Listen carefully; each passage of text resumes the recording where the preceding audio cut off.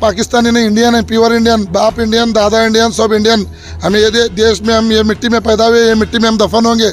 जिसे पाकिस्तान चले जाना है उनको पाकिस्तान चले जाओ। ताकि एमएलए साहब से गुजारिश करना चाहता हूँ, जो कोरोना में मरे उनके लिए बात करो, बाद में जो ये डेवलपमेंट के बारे में बात करो। जो पाकिस्तान चले जाओ बोलते ना, जिसे पाकिस्तान प्यार है तो चले जाओ। ನಮ್ಮ ನಗರ ಶಾಸಕರು ಬಸವನಗೌಡ ಪಾಟೀಲ್ ಯತ್ನಾಳ್ ಅವರು ಅವರೇನು ಭಾರತದಲ್ಲಿ ಹುಟ್ಟಿದಾರೋ ಏನು ಪಾಕಿಸ್ತಾನದಲ್ಲಿ ಹುಟ್ಟಿದಾರೋ, ನಾವು ಭಾರತೀಯರು, ನಾವು ಒಂದೇ ತಾಯಿಯ ಮಕ್ಕಳು ಥರ ಪ್ರತಿಯೊಂದು ಸಮಾಜ ನಾವು ಸೇರಿ ನಾವು ಇಲ್ಲಿ ವಾಸ ಮಾಡ್ತಾ ಇದ್ದೀವಿ।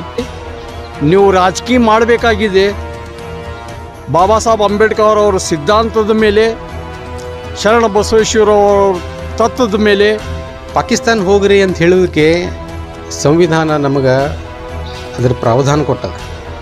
ಯಾ ಬಸವನಗೌಡ ಆಗಲಿ, ಯಾ ಇಂಥ ಲಲ್ಲು ಪುಂಜು MLAsಗಳಾಗಲಿ, ಶಾಸಕರಾಗಲಿ ನಮಗೆ ಪಾಕಿಸ್ತಾನ ಹೋಗ್ರಿ ಹೇಳಲಿಕ್ಕೆ ಈ ದೇಶ ಏನು ಅವ್ರ ಅಪ್ಪದನಲ್ಲ। ನಾವು ಭಾರತೀಯರು ಬೈ ಚಾಯ್ಸ್ ಇದ್ದೀವಿ, ಬೈ ಚಾನ್ಸ್ ಅಲ್ಲ ನಾವು। ನೀವು ಬೈ ಚಾನ್ಸ್ ಇದೀರಿ।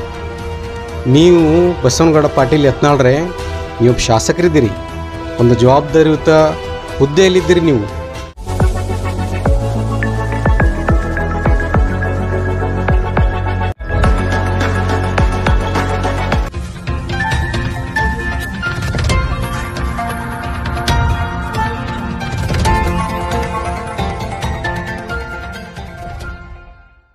नमस्कार, एस न्यूज कर्नाटक एक्सप्रेस में आपका स्वागत है।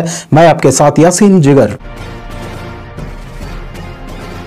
अस्सलाम वालेकुम, जय भीम जय भीम।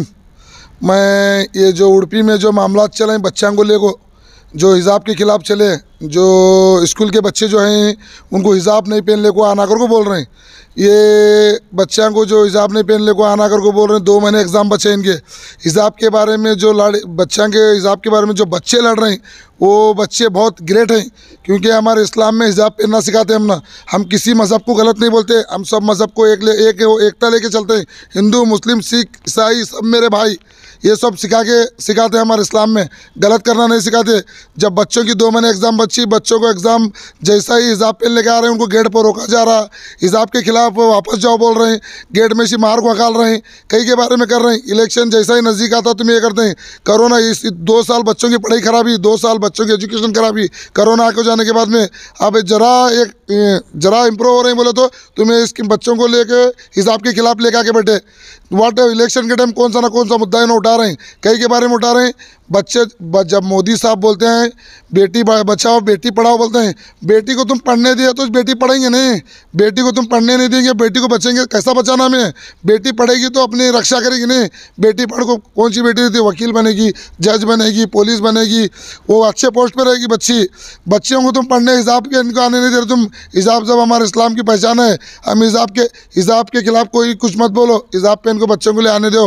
ये उड़पू में मामला चल रहे हैं, इसके बारे में मैं बोल रहा हूँ। इसके बारे में सरकार को यही बोलना चाहता हूँ, जो सरकार जो ये कौन सा मुद्दा उठा रही, ये सरकार को मैं बोलना चाहता हूँ, हिजाब के खिलाफ कुछ मत बोलो। हमारे इस्लाम की पहचान है हिजाब।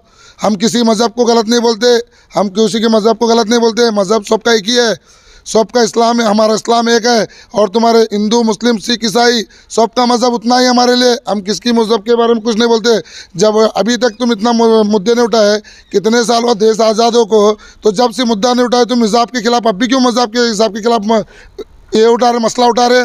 तुम्हारे को मैं क्या बोल रहा हूँ, जब से तुम सब इससे पहले उठाना था ना तुम, जब कॉलेज के एग्ज़ाम बच्चों के आ रहे हैं, जब आप भी उठाते तुम बोले तो ये गलत है। मैं यही सरकार से गुजारिश करने वाला, हमारे हिजाब के खिलाफ कुछ मत बोलो। सरकार से मेरी गुजारिश है, जो हमारे इस्लाम का तौर तरीका है, वो इस्लाम के तौर तरीके पर चलते हैं। सरकार ऐसे लोगों को मुँह तोड़, हिंदू, मुस्लिम, सिख, ईसाई भाई सब एक साथ ठहरो, एक साथ ठहर के उनको मुँह तोड़ जवाब दो कि किसी को भी तुम गलत ठहरा करेंगे तो हम जवाब दो। क्योंकि स्कूल में पढ़ने वाली बच्ची हिंदू रहती, मुस्लिम रहती, सिख रहती, ईसाई रहती, सब मिल के बैठ के खाना खाते, मिल के बैठ के पढ़ाई करते उन्होंने ना। इसमें भेदभाव है, भेदभाव नहीं करना सिखाया हमने, भेदभाव करना भी नहीं बच्चों के साथ। जब तुम बच्चों को भी सिखा रहे हैं कि भेदभाव करो, हिजाब पहन के मत हो, तुम बच्चों के दिलों में गलतफहमी डाल रहे हैं, बच्चों के दिल में गलतफहमी डाल रहे हैं, तुम बच्चों के दिल में गलतफहमी मत डालो। मैं गवर्नमेंट से गुजारिश करना चाहता हूँ, सरकार से गुजारिश करना चाहता हूँ, नेताओं से गुजारिश करना चाहता हूँ कि ये जो गलत हो रहा इसमें सब जने उठ के बोलो, ना कि तुम वोट मांगने के टाइम, इलेक्शन के टाइम ऐसे मुद्दे उठाओ। पाकिस्तानी नहीं, इंडियन है, प्योर इंडियन, बाप इंडियन, दादा इंडियन, सब इंडियन। हमें ये देश में, हम ये मिट्टी में पैदा हुए, ये मिट्टी में हम दफन होंगे। जिसे पाकिस्तान चले जाना है उनको पाकिस्तान चले जाओ, हमारे को पाकिस्तान जाने के नहीं। हम इंडियन है, प्योर इंडियन है हम लोग। हमें इंडिया में जन्म लिया, इंडिया में मरेंगे, इंडिया में भी दफन होंगे हम। एमएलए साहब से गुजारिश करना चाहता हूँ, जो कोरोना में मरे उनके लिए बात करो, बाद में जो ये डेवलपमेंट के बारे में बात करो। जो पाकिस्तान चले जाओ बोलते ना, जिसे पाकिस्तान प्यार है वो तो चले जाओ। हम इंडियन है भाई, हमारा इंडिया है, हम लोग ये देश की मिट्टी में पैदा हुए, मिट्टी में मरेंगे। हम लोग को क्यों जा बोलते तुम? गलत है। हमारे इस्लाम के हिजाब, हम हमारा हिजाब पहचान है, हमारे हिजाब को हम किसी को कुछ बोलने नहीं देंगे। हिजाब के बारे में कानून हम कौन सा भी मानेंगे नहीं। हाँ, रही बात हमारे इस्लाम में जो तौर तरीका हम करते, तुम्हारे तौर तरीके तुम करो ना भाई। तो मैं यही अपील करना चाहता हूँ, जो हमारे इस्लाम का हिजाब है, जो पहले से जो तौर तरीका हमारा है, पहले से जो कॉलेजेस कैसा था वैसा करने चलने दो। तुम फिजूल का इलेक्शन आने के बाद में ऐसे मुद्दे मत उठा के बैठो। मैं हाथ जोड़ के गुजारिश करता हूँ। हाँ, मैं उनके लिए सलूट करता हूँ। जो जहाँ कहीं भी हो रहा है, एजुकेशन मिनिस्टर जो बोल रहे हैं उनको फ़ोन करो, ईमेल करो, कुरियर करो, जो भी करो, सोशल मीडिया को डालो, लोगों तक बताओ। नेचेसन सोशल वर्कर। ಎಲ್ಲರಿಗೆ ನಮಸ್ಕಾರ. ಬಿಜಾಪುರದ ಮಹಾಜನತೆ, ನೀವು ಕಳೆದ 10-15 ದಿನಗಳಿಂದ ನೀವು ನೋಡ್ತಿರ್ಬೋದು, ಮಂಗಳೂರಾಗಲಿ ಉಡುಪಿ ಆಗಲಿ ಹಿಜಾಬ್ದ ಮಾತು, ಇದ್ರ ಕಾಂಟ್ರವರ್ಸಿ ತುಂಬ ಜೋರಾಗಿ ನಡೀತಾ ಇದೆ. ನಾನು ಹೇಳೋದು ಏನು ಅಂತಂದರೆ, ಇದು ಫಸ್ಟ್ ಸ್ಟಾರ್ಟ್ ಮಾಡಿರೋದು ಮಂಗಳೂರು ಪ್ರಿನ್ಸಿಪಲ್ ಅವರು ಮಾಡಿದ್ದು. ನಿಮಗೇನು ಅಂಥದ್ದು ಅದರೊಳಗೆ ನಿಮ್ಗೆ ಪ್ರಾಬ್ಲಮ್ ಅನ್ನಿಸ್ತು ಹಿಜಾಬ್ನಲ್ಲಿ? ಇದ್ದಕ್ಕಿದ್ದಂಗೆ ಇಷ್ಟು ದಿವಸದಿಂದ ಅವ್ರು ಹಿಜಾಬ್ ಹಾಕೊಂಡ್ಬಂದರೆ ನಿಮಗೆ ಪ್ರಾಬ್ಲಮ್ ಇರಲಿಲ್ಲ, ಅಚಾನಕ್ ಅದೇ ದಿವಸ ಎದಕ್ಕೆ ಪ್ರಾಬ್ಲಮ್ ನಿಮಗೆ ಕ್ರಿಯೇಟ್ ಆಯಿತು? ಅಂಥದ್ದು ಏನು ನಿಮ್ಮದು ಪ್ರಾಬ್ಲಮ್ ಆಗಿತ್ತು? ಯಾರು ನಿಮ್ಮ ಮೇಲೆ ನೀವು ಪ್ರೆಷರ್ ಇತ್ತಾ? ಯಾರಾದರೂ ನಿಮಗೆ ಮಾಡಿರಿ ಅಂತೇಳಿ ನಿಮ್ಗೆ ಒತ್ತಾಯ ಮಾಡ್ಲಾಗ್ತಿದ್ರ? ನಿಮ್ಗೆ ಭಾಳ ಖುಷಿಯಾಗಿರ್ಬೋದು ಪ್ರಾಂಶುಪಾಲರೇ, ನಿಮಗೆ ಭಾಳ ಖುಷಿಯಾಗಿರ್ಬೋದು. ಮೊದಲನೇ ದಿವಸನೇ 2 ಕೌಂಬಿನ ಗೆಳೆಯರು ಹೆಗಲ ಮೇಲೆ ಕೈ ಹಾಕ್ಕೊಂಡು ಕಾಲೇಜಿಗೆ ಬರ್ತಿದ್ರು. 2 ಗೆಳತಿಯರು, ಒಂದು ಹಿಜಾಬ್, ಒಂದು ವಿದೌಟ್ ಹಿಜಾಬ್, ಅವರು ಗೆಳತಿಯರು ಕೈ ಹಿಡ್ಕೊಂಡು ಕಾಲೇಜಿಗೆ ಬರ್ತಿದ್ರು. ಅಂಥ ವಿದ್ಯಾರ್ಥಿಗಳಿಗೆ ಹಿಜಾಬ್, ಕೇಸರಿ ಶಾಲ್ ಅಂತ ನೀವು 2 ಭಾಗವಾಗಿ ಇಬ್ಬಾಗ ಮಾಡಿದ್ರಲ್ಲ, ನಿಮಗೆ ನಿಜವಾಗ್ಲೂ ನಾಚಿಕೆ ಆಗಬೇಕು. ನೀವು ಪ್ರಿನ್ಸಿಪಲ್ ಆಗಲಿಕ್ಕೆ ಲಾಯಕೇ ಇಲ್ಲ. ಮತ್ತು ಈ ವಿಷಯವಾಗಿ ಕೆಲ ಮಹಾನ್ ರಾಜಕಾರಣಿಗಳು, ಪ್ರತಾಪ್ ಸಿಂಹನೇ ಆಗಿರಲಿ, ಆ ಬೆಂಕಿ ಹಚ್ಚೋ ಪ್ರಮೋದ್ ಮುತಾಲಿಕ್ನೇ ಆಗಿರಲಿ, ನಾನು ಅವ್ರಿಗೊಂದು ಹೇಳೋದಕ್ಕೆ ಬಯಸ್ತೀನಿ. ಪ್ರತಾಪ್ ಸಿಂಹ, ನೀನು ಹಿಜಾಬ್ ಯಾಕೆ ಧರಿಸ್ತೀರಿ? ನೀವು ಹೊರಗಲಿಂದ ಬಂದವರು, ಮರಳುಗಾಡದಿಂದ ನೀವು ಇಲ್ಲಿ ಬಂದು ಇದ್ದು ನಮಗೆ ನೀವು ಗಣಪತಿ ಪೂಜೆ ಅದಕ್ಕೆ ಮಾಡ್ತೀರಿ ಅಂತ ಕೇಳ್ತಿರಲ್ಲ. ನಿಮಗೆ ಯಾರು ಪೂಜೆ ಮಾಡಿ, ಇದಕ್ಕೆ ಪೂಜೆ ಮಾಡಿರಿ ಅಂತ ನಿಮಗೆ ಮುಸಲ್ಮಾನ್ ಕಮ್ಯುನಿಟಿದವರಾಗಲಿ, ಕ್ರಿಶ್ಚಿಯನ್ ಕಮ್ಯುನಿಟಿದವರಾಗಲಿ, ಸಿಖ್ ಕಮ್ಯುನಿಟಿದವರಾಗಲಿ, ನಿಮಗೆ ಯಾರಂತ ಕ್ವಶನ್ ಮಾಡಿದ್ದಾರೆ ನಿಮಗೆ? ಇದು ತಲೆತಲಾಂತರದಿಂದ ಎಲ್ಲರೂ ಪೂಜಾನೂ ಮಾಡ್ಲಿಕ್ಕತ್ತಾರ, ತಲೆತಲಾಂತರದಿಂದ ನಮಾಜ್ನೂ ಮಾಡ್ಲಿಕ್ಕತ್ತಾರ.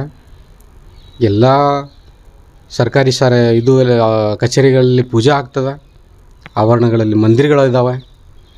ಇದರಿಂದ ಏನು ಯಾರಿಗೂ ಪ್ರಾಬ್ಲಮ್ ಆಗಿಲ್ಲ, ನಿಮಗೆ ಇದಕ್ಕೆ ಪ್ರಾಬ್ಲಮ್ ಆಗ್ತಾಯಿದೆ. ಮತ್ತೊಂದು ವಿಚಾರ, ಭಾರತ ಸರ್ಕಾರ ಈಗ BJP ಸರ್ಕಾರ ಬಂದಿಗೆ 7ನೇ ವರ್ಷ ಕಾಲಿಟ್ಟಿದೆ. ಈ 7 ವರ್ಷದಲ್ಲಿ ಹಿಂದೂ ಖತ್ರೆ ಮೇ ಅನ್ನೋದಂತೂ ಭಾಳ ಕೇಳಲಿಕ್ಕೆ ಬರ್ಲಿಕ್ಕೆ. 950 ವರ್ಷಗಳ ಕಾಲ ಮುಸ್ಲಿಂ ರಾಜರು ಭಾರತದ ಮೇಲೆ ಆಳ್ವಿಕೆ ಮಾಡಿದರು. 200 ವರ್ಷ ಬ್ರಿಟಿಷರು ಆಳ್ವಿಕೆ ಮಾಡಿದರು. ಆವಾಗ ಹಿಂದೂ ಖತ್ರೆ ಮೇ ಬರಲಿಲ್ಲ. ಈಗ ಎದ್ದಕ್ಕೆ ನಾ ಈ ಮಹಾನ್ ಜನತೆಗೆ, ಈ ಭಾರತ ದೇಶದ ಮಹಾನ್ ಜನತೆಗೆ ಒಂದು ಮಾತು ಹೇಳಲಿಕ್ಕೆ ಬಯಸ್ತೀನಿ. 7 ವರ್ಷದಲ್ಲಿ ಇವರು ನಮ್ಮ ಯುವಗಳಿಗೆ, ನಮ್ಮ ಯುವ ಪೀಳಿಗೆಗೆ ಇವರು ನೌಕರಿ ಕೊಡೋದಾಗಲಿಲ್ಲ, ಅವರಿಗೆ ಒಳ್ಳೆಯ ಶಿಕ್ಷಣ ಕೊಡೋದಾಗ್ತಾ ಇಲ್ಲ. ಇದೆಲ್ಲ ಇವರ ಲೋಪದೋಷಗಳು ಮುಚ್ಚಬೇಕು ಅಂತಂದರೆ ಇಂಥ ಕೆಲಸಗಳಲ್ಲಿ, ಇಂಥ ಇಶ್ಯೂಸ್ಗಳಲ್ಲಿ ನಿಮಗೆ ವ್ಯಸ್ತ ಮಾಡಿದಿರು ಅಂತಂದ್ರೆ, ನೀವು ನಿಮಗೆ ಬೇಕಾಗಿರೋ ಹಕ್ಕುಗಳು ಏನದಾವ ಅದು ಕೇಳೋದಕ್ಕೆ ನಿಮ್ಮ ಹತ್ರ ಟೈಮ್ನೇ ಇರೋದಿಲ್ಲ. ಅದಕ್ಕೋಸ್ಕರ ನಿಮ್ಗೆ ಹಿಜಾಬ್, ಹಿಂದೂ ಮುಸ್ಲಿಂ, ಪಾಕಿಸ್ತಾನ್ ಈ ಎಲ್ಲ ಮಾತುಗಳು ಗೊಂದಲದೊಳಗೆ ನಿಮ್ಗೆ ಸಿಲ್ಕಾಕಿ ಸುಸ್ಬಿಡ್ತಾರೆ. ಅದಕ್ಕೆ ನೀವು ಎಚ್ಚೆತ್ಕೊಳ್ರಿ. ಹಿಜಾಬ್ ಅಂದರೆ ಏನು, ಅಂಥದ್ದು ಏನು ಅದರೊಳಗೆ, ಹಿಜಾಬ್ ಒಳಗೆ ಏನದ ಅಂಥದ್ದು? ಒಂದು ಹೆಣ್ಣು ತನ್ನ ಮಾನ ಮುಚ್ಚೋದಕ್ಕೆ ಅದೊಂದು ಬಟ್ಟೆ. ಈಗ ಅವ್ರು ನೀವು ಹಿಜಾಬ್ ಹಾಕಿದ್ರೆ ನಾವು ರುದ್ರಾಕ್ಷ ಹಾಕ್ತೀವಿ, ಕೇಸರಿ ಶಾಲ್ ಹಾಕ್ತೀರಿ, ನೀವು ಏನು ಹಾಕಿದ್ರೆ ನಿಮ್ಗೆ ಯಾರು ಬ್ಯಾಡ ಅಂತ ಹೇಳಿಕತ್ತಾರೆ? ಡಾಕ್ಟರ್ ಬಾಬಾ ಸಾಹೇಬ್ ಅಂಬೇಡ್ಕರ್ ಅವರು ಸಂವಿಧಾನದಲ್ಲಿ ನೀವು ಏನು ಹಾಕ್ತೀರಿ, ಏನು ಹಾಕಬಾರ್ದು, ಏನು ಮಾತಾಡ್ತೀರಿ, ಏನು ಮಾತಾಡಬಾರ್ದು ಅಂತ ಹೇಳಿಲ್ಲ. ನಿಮಗೆ ವಾಕ್ ಸ್ವಾತಂತ್ರ್ಯ ಕೊಟ್ಟಿರಿ. ನೀವು ಹೇಗೆ ಬಟ್ಟೆ ತೊಡಬೇಕಂತ ನಿಮ್ಮ ಮೇಲೆ ಬಿಟ್ಟಿದ್ದದ. ನೀವು ಏನು ತಿನ್ನಬೇಕು ಅನ್ನೋದು ನಿಮ್ಮ ಮೇಲೆ ಇರ್ತದೆ. ಆದರೆ ಈ BJP ಸರ್ಕಾರ ಕಳೆದ 7 ವರ್ಷದಿಂದ ಬರೀ ಇಂಥ ಇಶ್ಯೂಸ್ಗಳನ್ನೇ ಕ್ರಿಯೇಟ್ ಮಾಡ್ತಾಯಿದೆ. ಇವರಿಗೆ ಮನುಷ್ಯತ್ವನೇ ಇಲ್ಲ. ಇವರು ಡೆವಲಪ್ಮೆಂಟ್ ಬಿಟ್ಟು ಯಾವಾಗ ನೋಡಿದ್ರು ಬರೀ ಇದೇ ಮಾತುಗಳಲ್ಲಿ ಕಾಲ ಕಳೆಯೋದು. ನಮ್ಮ ಯುವ ಪೀಳಿಗೆ ನೀವು ಈ ನಮ್ಮ ಸಮುದಾಯಕ್ಕೆ, ಈ ಯುವ ಪೀಳಿಗೆ ನೀವು ಯಾವ ಹಾದಿಗೆ ಹೋಗಿ ಕರ್ಕೊಂಡು ಹೋಗ್ಲಿಕ್ಕೆ ಅಂಥೇಳಿ ಒಂದು ಸರ್ತಿ ವಿಚಾರ ಮಾಡಿರಿ. ಕಾಂಗ್ರೆಸ್ ಸರ್ಕಾರ ಆಯಿತು, ಹಿಂದಿನ ಎಷ್ಟೋ ಸೀನಿಯರ್ಸ್, ಎಷ್ಟೋ ಈಗ ನಾನು ಹೇಳ್ತೀನಿ ನೋಡಿ, ರಾಮಾಯಣ ಆಯಿತು, ಎದಕ್ಕಾಯಿತು? ರಾವಣ ಸೀತೆ ಮೇಲೆ ಕೈ ಮಾಡ್ದ, ಅವನು ಮಾನದ ಮೇಲೆ ಕೈ ಹಾಕಿದ. ಮಹಾಭಾರತ ಆಯಿತು, ಎದಕ್ಕಾಯಿತು? ಕೌರವರು ದ್ರೌಪದಿ ಮೇಲೆ ಕೈ ಹಾಕಿದರು. ಈಗ ಈ BJP ಕೌರವರು, BJPಯ ರಾವಣರು ಮತ್ತೆ ಹೆಣ್ಣಿನ ಮೇಲೆ ಕೈ ಹಾಕ್ಲಿಕ್ಕತ್ತಾರೆ. ನಿಮ್ಮ ರಾಮ ಆಗಲಿ, ನಿಮಗೆ ಕೃಷ್ಣ ಆಗಲಿ, ನಿಮಗೆ ಇದ್ರದ್ದು ಫಲ ಕೊಡ್ತಾ ಅನ್ನೋದು ನಾನು ನಿಮಗೊಂದು ಕೊಡ್ಲಿಕ್ಕೆ ಬಯಸ್ತೀನಿ. ಪ್ರಮೋದ್ ಮುತಾಲಿಕ್ ಅವರೇ, ನೀವು ಶ್ರೀರಾಮ ಸೇನೆಯ ಅಧ್ಯಕ್ಷರು ನೀವು. ಅಂಥ ಮಹಾನ್ ವ್ಯಕ್ತಿಯ ಹೆಸರಿನ ಮೇಲೆ ನೀವು ಒಂದು ಸಂಘ ಮಾಡಿ ನೀವು ಅದರ ಅಧ್ಯಕ್ಷ ಆಗಿದ್ದೀರಿ. ರಾವಣನಿಗೆ ಎದಕ್ಕೆ ಹೊಡೆದ ಅಂಥೇಳಿ ಅದೊಂದು ದೊಡ್ಡ ಎಕ್ಸಾಂಪಲ್ ಅದ. ಅದನ್ನಾದರೂ ನೋಡ್ರಿ. ರಾವಣ ಸೀತೆ ಮೇಲೆ ಕೈ ಹಾಕ್ದ, ಅದಕ್ಕೋಸ್ಕರ ಅವನ ಸಂಹಾರ ಆಯಿತು. ನಿಮ್ಗೆ ಅಷ್ಟು ಬುದ್ಧಿ ಇಲ್ಲ. ಸಮವಸ್ತ್ರ ಅಂಥೇಳಿ ಸಮವಸ್ತ್ರದ ಹೆಸರದ ಮೇಲೆ ನೀವು ರಾಜಕಾರಣ ಮಾಡ್ತಾಯಿದ್ರಿ. ಸಮವಸ್ತ್ರ ಎಲ್ಲಿ ಇರಬೇಕು, ಎಲ್ಲಿ ಇರಬಾರ್ದು, ಎಲ್ಲಿ ಮ್ಯಾಂಡೇಟರಿ ಅದ ಅಂತ ಅದನ್ನು ಬಾಬಾ ಸಾಹೇಬ್ ಅಂಬೇಡ್ಕರ್ ಅವರು ಅದೊಂದು ಪ್ರಾವಧಾನ ಮಾಡಿದ್ದಾರೆ. ಎಜುಕೇಷನ್ದೊಂದು ಇದು ಸರ್ಕ್ಯುಲರ್ ಇದೆ. ಅಪ್ ಟು 10th ಕ್ಲಾಸ್ ಅಂದರೆ 10ನೇ ತರಗತಿವರೆಗೆ ಅಷ್ಟೇ ನೀವು ಸಮವಸ್ತ್ರ ಉಟ್ಕೊಳ್ಬೇಕು. ಮುಂದೆ 11ನೇ ಆಗಲಿ, PUC first year, second year, degree, ಇವು ಎಲ್ಲವೂ ಆ ಲೋಕಲ್ ಮ್ಯಾನೇಜ್ಮೆಂಟ್ ಬಾಡಿ ಮ್ಯಾಗೆ ಡಿಪೆಂಡ್ ಆಗ್ತದೆ. ಅವರು ಬೇಕಾದರೆ ಅವ್ರಿಗೂ ಸಮವಸ್ತ್ರ ಕಡ್ಡಾಯ ಮಾಡ್ಬೋದು ಅಥವಾ ಬಿಡ್ಬೋದು. ಆದರೆ ಒಂದು ಹೆಣ್ಣಿನ ಮಾನ ಮುಚ್ಚುವಂಥ ಒಂದು ಬಟ್ಟೆ ಮೇಲೆ ನೀವು ರಾಜಕಾರಣ ಮಾಡ್ತೀರಂತಂದರೆ ನೀವು ಮಾನಸಿಕವಾಗಿ ಅಸ್ವಸ್ಥರು. ನಿಮ್ಮ ಕೀಳು ವಿಚಾರಗೋಸ್ಕರ ಇಡೀ ಹಿಂದೂ ಸಮುದಾಯಗಳನ್ನು ನೀವು ತಲೆ ತಗ್ಗಿಸುವಂಥ ಕೆಲಸ ಮಾಡಲಿಕ್ಕಿದ್ದೀರಿ. ಹಿಜಾಬ್ ಅಂದರೆ ನೀವು ಒಂದು ಸೆರಗ ಹಾಕೊಂಡಂಗೆ. ನಿಮ್ಮ ಹಿಂದೂ ಹೆಣ್ಮಕ್ಳು ಹೆಂಗೆ ತಲೆ ಮೇಲೆ ಸೆರಗ ಹಾಕೋತಾರಲ್ಲ, ಇದೊಂದು ಹಿಜಾಬ್ ಇದೆ. ಇದೊಂದು ಹಾಕ್ಕೊಂಡು ಬಂದರೆ ಪ್ರಾಬ್ಲಮ್ ಏನದ? ಇಷ್ಟು ವರ್ಷದಿಂದ ಏನೂ ಪ್ರಾಬ್ಲಮ್ ಆಗಲಿಲ್ಲ. ನೀವು ಇವತ್ತು ನಮ್ಮ ಯುವ ಪೀಳಿಗೆಗೆ ಅವ್ರ ತಲೆ ಒಳಗೆ ಹಿಂದೂ ಮುಸ್ಲಿಮ್ ಅಂತ ಏನೂ ಇಲ್ಲ. ಅಂಥ ಯುವ ಪೀಳಿಗೆ ಒಳಗೆ ನೀವು ಹಿಂದೂ ಮುಸ್ಲಿಮ್ ಅಂತ ತಲೆಗೆ ತುಂಬಲಿಕ್ಕತ್ತೀರಿ. ಸರ್ಕಾರದ ಇದು ಕೆಲಸ ಅದ. ಇದು ಸರ್ಕಾರ ಇಷ್ಟು ಹೊತ್ತಿಗೆ ನೀವು ಇಂಟರ್ಫಿಯರ್ ಆಗಬೇಕಾಗಿತ್ತು. ಸರ್ಕಾರ, ನಮ್ಮ ಮಾನನೀಯ ಮುಖ್ಯಮಂತ್ರಿ ಆಗಲಿ, ಶಿಕ್ಷಣ ಸಚಿವರಾಗಲಿ, ಇಂಥ ವಿಷಯಗಳಿಗೆ ಅವರಿಗೆ ಎಂಟರ್ಟೈನ್ ಮಾಡದೆ ನೀವು ನಿಮ್ಮ ಕೆಲಸ ಸಾಲಿ ಕಲಿಸೋದು, ನೀವು ಚೆನ್ನಾಗಿ ಸಾಲಿ ಕಲಿಸ್ರಿ ಅಂತ ಅವ್ರಿಗೆ ನೀವು ಬುದ್ಧಿವಾದ ಹೇಳೋದು ಬಿಟ್ಟು ಇಂಥ ಇಶ್ಯೂಸ್ಗೆ ನೀವು ನಿಮ್ಮ ರಾಜಕೀಯವಾಗಿ ಪ್ರೇರಣೆ ಕೊಟ್ಟು ಅದಕ್ಕೊಂದು ಇಶ್ಯೂ ಮಾಡಿ ಇವತ್ತು ಸಂಸತ್ ಭವನದಲ್ಲಿ ಇಂಥ ಸಣ್ಣ ಇಶ್ಯೂ ಸಂಸತ್ ಭವನದಲ್ಲಿ ಡಿಸ್ಕಷನ್ ಆಗುವಂಥ ಪರಿಸ್ಥಿತಿ ತಂದಿಟ್ಟಿರಿ ನೀವು. ಆದರೆ ನಿಮ್ಮ ಕೆಲಸ ಆ ಯುವ ಪೀಳಿಗೆಗೆ ಉದ್ಯೋಗ ಕಲ್ಪಿಸಿಕೊಡ್ಬೇಕು, ಆ ಯುವ ಪೀಳಿಗೆಗೆ ಒಳ್ಳೆಯ ಶಿಕ್ಷಣ ಕೊಡಬೇಕು, ಒಳ್ಳೆಯ ಸಂಸ್ಕೃತಿ ಕೊಡಬೇಕು. ಇವತ್ತು ನಮ್ಮದು ದುರದೃಷ್ಟ, ಇಂಥ MLAಗಳು, ಇಂಥ MP ಗಳು ಇವತ್ತು ಸಂಸದಲ್ಲಿ, ವಿಧಾನಸೌಧದಲ್ಲಿ ಅಭಿವೃದ್ಧಿ ಕಾಮಗಾರಿಗಳು ಬಿಟ್ಟು ಬರೀ ಇಂಥ ವಿಷಯಗಳ ಮೇಲೇ ಚರ್ಚೆ ಆಗ್ತದೆ. ಹೋಗ್ರಿ ಅಂತ ಹೇಳೋದಕ್ಕೆ ಸಂವಿಧಾನ ನಮಗೆ ಅದರ ಪ್ರಾವಧಾನ ಕೊಟ್ಟದ. ಬಸವನಗೌಡ ಆಗಲಿ, ಇಂಥ ಲಲ್ಲು ಪುಂಜು MLAಸ್ಗಳಾಗಲಿ, ಶಾಸಕರಾಗಲಿ ನಮಗೆ ಪಾಕಿಸ್ತಾನ ಹೋಗ್ರಿ ಹೇಳಲಿಕ್ಕೆ ಈ ದೇಶ ಏನೋ ಅವ್ರ ಅಪ್ಪಂದಲ್ಲ. ನಾವು ಭಾರತೀಯರು ಬೈ ಚಾಯ್ಸ್ ಇದ್ದೀವಿ, ಬೈ ಚಾನ್ಸ್ ಅಲ್ಲ. ನೀವು ಬೈ ಚಾನ್ಸ್ ಇದೀರಿ. ನೀವು ಬಸವನಗೌಡ ಪಾಟೀಲ್ ಯತ್ನಾಳ್ರೆ, ನೀವು ಶಾಸಕರಿದ್ದೀರಿ, ಒಂದು ಜವಾಬ್ದಾರಿಯುತ ಹುದ್ದೆಯಲ್ಲಿದ್ದೀರಿ. ನೀವು ಈ ಥರ ಮಾತಾಡೋದು ಸರಿಯಲ್ಲ. ನಿಮ್ಮ ಕೀಳ ಮನಸ್ಥಿತಿ, ನಿಮ್ಮ ಮಾನಸಿಕತೆ ಇದರಲ್ಲಿ ಎತ್ತಿ ತೋರಿಸ್ಲಿಕ್ಕಿದ್ದೀರಿ. ನೀವು ಕಳೆದ 5 ವರ್ಷದಿಂದ ನಿಮ್ಮ ಮಾನಸಿಕತೆಯನ್ನು ಎತ್ತಿ ತೋರಿಸ್ಲಿಕ್ಕಿದ್ದೀರಿ. ಆದರೆ ನಮ್ಮ ದುರಾದೃಷ್ಟ 5 ವರ್ಷ ನಿಮ್ಗೆ ನಾವು ನೋಡಲೇಬೇಕು. ಆದರೆ ಈ ನೀವು ಮಾಡ್ತಿರೋ ಕೆಲಸ ಇನ್ ಫ್ಯೂಚರ್ ಮುಂದೆ ನಿಮಗೆ ಇದ್ರದ್ದು ಫಲ ಸಿಕ್ಕೇ ಸಿಗ್ತದೆ. ನಿಮಗೆ ಏನು ನೀವು ಒಂದು ಯುವ ಪೀಳಿಗೆಗಾಗಲಿ ಒಂದು ಹೆಣ್ಣಿನ ಮಾನ ಕಾಪಾಡುವಂಥ ಬಟ್ಟೆಗೆ ನೀವು ಹೆಸರಿಟ್ಟು ಅದ್ರ ಮೇಲೆ ರಾಜಕೀಯ ಮಾಡಲಿಕ್ಕಿರ್ತಿರಲ್ಲ, ನೀವು ಯಾರ ಹೆಸರ ಮೇಲೆ ಪ್ರಮಾಣ ವಚನ ಮಾಡಿ ನೀವು ಶಾಸಕರಾಗಿದ್ದೀರಲ್ಲ, ಅದೇ ದೇವರು ನಿಮಗೆ ಫಲ ಕೊಡ್ತಾರೆ. ನನ್ನ ಹೆಸರು ಆಸಿಫ್ ಹೆರ್ಕಲ್ ಅಂತ, ಆಮ್ ಆದ್ಮಿ ಪಕ್ಷದ ಜಿಲ್ಲಾ ಮಾಧ್ಯಮ ಸಂಚಾಲಕ. ಎಲ್ಲರಿಗೂ ನಮಸ್ಕಾರ. ನಾವು ಭಾರತೀಯರು, ನಾವು ಭಾರತದಲ್ಲಿ ಪ್ರತಿಯೊಂದು ಸಮಾಜ, ಪ್ರತಿಯೊಂದು ಸಮುದಾಯ ನಾವು ಇಲ್ಲಿ ಒಂದೇ ತಾಯಿಯ ಮಕ್ಕಳ ಥರ ಇದ್ದೀವಿ. ಇವಾಗ ಒಂದು 10-15 ದಿನದಿಂದ ಈ ಶಾಲೆ ಮಕ್ಕಳನ್ನ, ವಿದ್ಯಾರ್ಥಿನಿಯವ್ರನ್ನ ಈ ಹಿಜಾಬ ಹಾಕ್ಕೊಂಡು ಬರಬಾರ್ದು ಅಂತ ತಡೆದಿದ್ದಾರೆ. ಅದು ಉಡುಪಿ ಜಿಲ್ಲೆಯಲ್ಲಿ ಮತ್ತು ಅನೇಕ ಒಂದು 3-4 ಜಿಲ್ಲೆಯಲ್ಲಿ ಈ ಪ್ರಕರಣ ಉದ್ಭವ ಆಗಿದೆ. ಕಾರಣ ಈ ವಿಷಯಕ್ಕೆ ನಾವು ಖಂಡಿಸಿ ನಾವು ಇವತ್ತಿನ ದಿನ ವಿರೋಧ ಮಾಡಬೇಕಾಗಿದೆ. ಯಾಕೆಂದರೆ ಸುಪ್ರೀಂ ಕೋರ್ಟ್ ಆದೇಶ ಆಗಿದೆ, ಹಿಜಾಬ್ ಹಾಕ್ಕೊಂಡು ಬರುವಂಥ ವಿದ್ಯಾರ್ಥಿನಿಯವರಿಗೆ ತಡಿಬಾರ್ದು ಅಂತ ಆದೇಶ ಆಗಿದೆ. ಮತ್ತು ನಮಗೆ ತಿಳಿದು ಬಂತು, education minister, Waqf board chairman ಕೂಡ ಅವರು ಒಂದು ಸೂಚಿ ಜಾರಿ ತಂದಿದ್ದಾರೆ.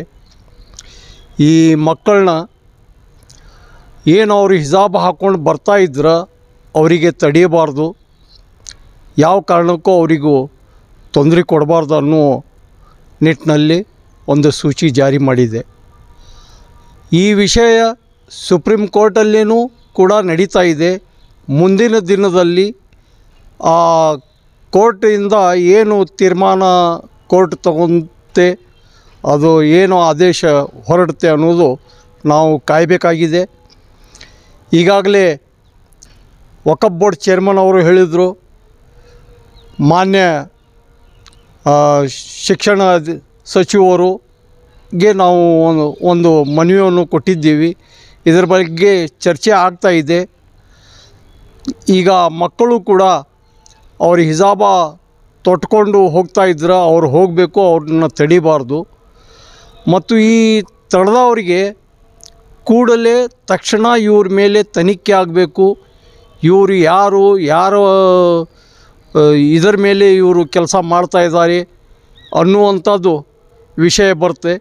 ಇದಕ್ಕೆ ತಕ್ಷಣ ನಮ್ಮ ರಾಜ್ಯದ ಮುಖ್ಯಮಂತ್ರಿ ಬಸವರಾಜ ಬೊಮ್ಮಾಯಿ ಅವರಿಗೂ ಮತ್ತು ಶಿಕ್ಷಣ ಸಚಿವರಿಗೂ ಕೂಡ ನಾವು ಮಾಧ್ಯಮ ಮುಖಾಂತರ ಇವತ್ತು ತಿಳಿಸ್ಬೇಕಾಗಿದೆ. ನೀವು ತಕ್ಷಣ ಇವ್ರ ಮೇಲೆ ತನಿಖೆ ಆಗಬೇಕು. ಅದು ಯಾರು ತಡೀತಾ ಇದ್ದಾರೆ ಅವ್ರ ಮೇಲೆ ತನಿಖೆ ಆಗಿ ಅವರಿಗೆ ಕಠಿಣವಾದ ಶಿಕ್ಷೆಯನ್ನು ಕೊಡಬೇಕು.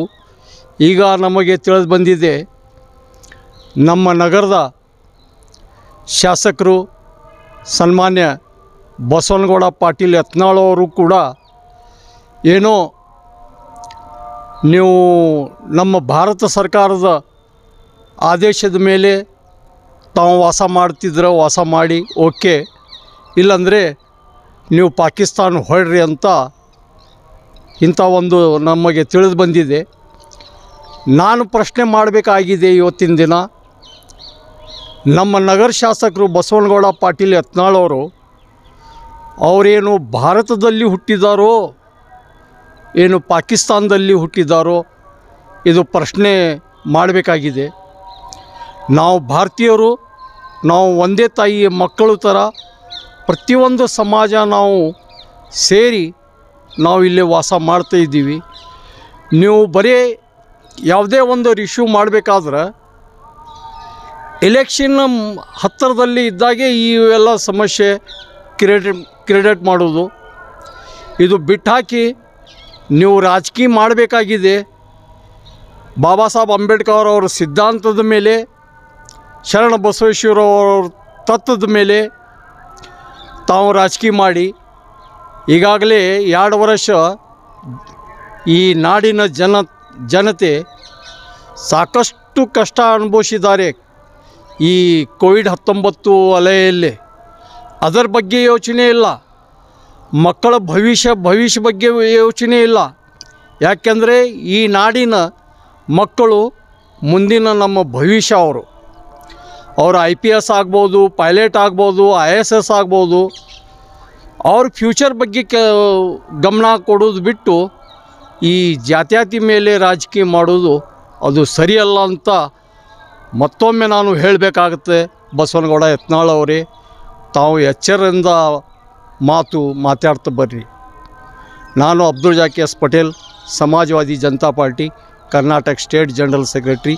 ಜೈ ಹಿಂದ್, ಜೈ ಭಾರತ್. ಯಾವುದೇ ಹೊಸ ಸುದ್ದಿಯನ್ನ ನೋಡಲು ನಮ್ಮ ಎಸ್ ನ್ಯೂಸ್ ಕರ್ನಾಟಕ ಎಕ್ಸ್‌ಪ್ರೆಸ್ನ ನೋಡ್ತಾ ಇರಿ. ಹಾಗೆ ನಮ್ಮ ಚಾನೆಲ್ನ ಸಬ್ಸ್ಕ್ರೈಬ್ ಮಾಡಿ, ಬಾಜು ಇರುವ ಬೆಲ್ ಐಕಾನ್ ಅನ್ನ ಕ್ಲಿಕ್ ಮಾಡಿ. ಹಾಗೆ ನಮ್ಮ ಚಾನೆಲ್ನ ಲೈಕ್ ಮಾಡಿ, ಶೇರ್ ಮಾಡಿ. ನಮ್ಮ ನಡೆ ಸತ್ಯದ ಕಡೆ.